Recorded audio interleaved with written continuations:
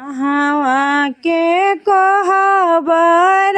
हीरा मोती जड़ल जी कहाँ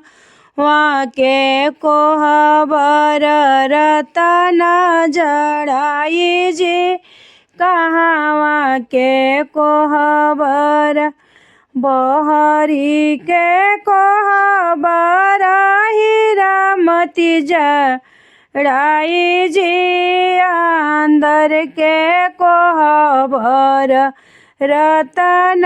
जड़ाई जी अंदर के कोहबर ताही कोहबर सुतेले दुल्हा कवन जी जोरे कवन सुहावा कर निवास जी जोरे कवन सुहावा कर निवास जी आगुर घुसकी ससुर जी के बेटा जी नैहर के चुंदरी धूमिला होई जाई जी नैहर के चुंदरी आगुर घुसकी ससुर जी के बेटा जी नैहर के चुंदरी धूमिला होई जाई जी नैहर के चुंदरी तना बचन दुल्हा सुनाई ना पावे जी कोहबर के पलंग बहरावा डसाव जी कोहबर के पलंग बहर में डसाव जी जहू हम होबही बाबा के दुलरवी जी घेरी लिहा बदरा बरी से लगी है पानी जी घेरी लिहा बदरा बरी से लगी है पानी जी घेरी ले बदरा बरी से लागे पानी जी घेरी ले बदरा बरी से लागे पानी जी सयान ही दुल्हा ओरिया घूम जी सयान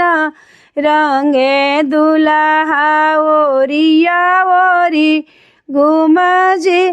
खोला सुंदर सुहावा चंदना के वाड़ी जी भिजताटे जामा जोरा मऊरी हमारा जी भिजताटे जामा जोरा मऊरी हमारा जी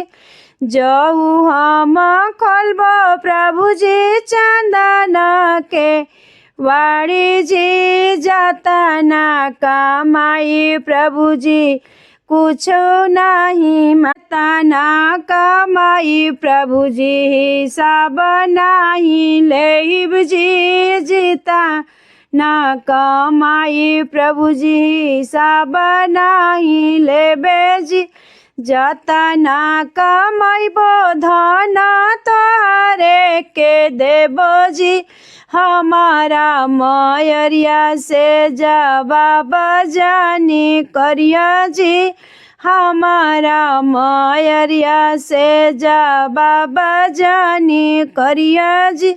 तोहरा मयरिया प्रभु जवाब नाही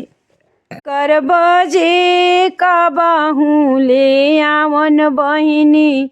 कबो जानी जाओ जी बहिनी ले आवन प्रभु जी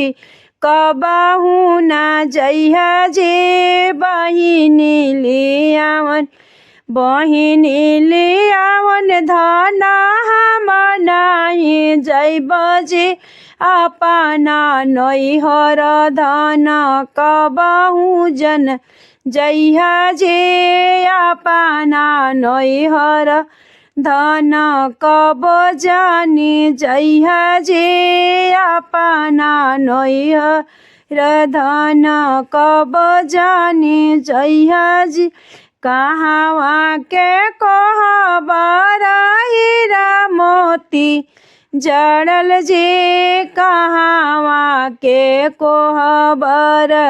रतन जड़ावल जे कहवा के कोहबर रतन जड़ावल जे कहवा।